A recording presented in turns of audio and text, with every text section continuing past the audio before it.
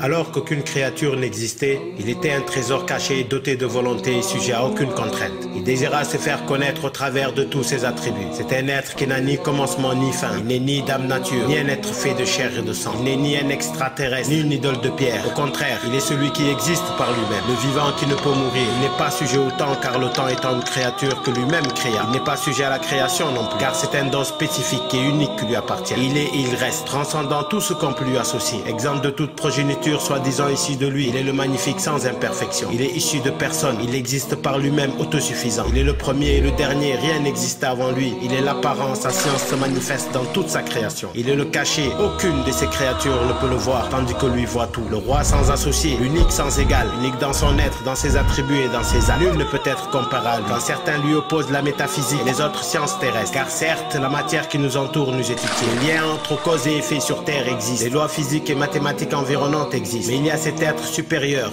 qui les a déterminés pour nous. Et ce, au-delà du néant hasardeux ou toute autre force imaginaire qu'on pourrait lui opposer. Cet être a tout défini et tout riche. Cet être est bien au-delà de sa création et des produits de l'imagination de sa création. Cet être, nous l'appelons Allah.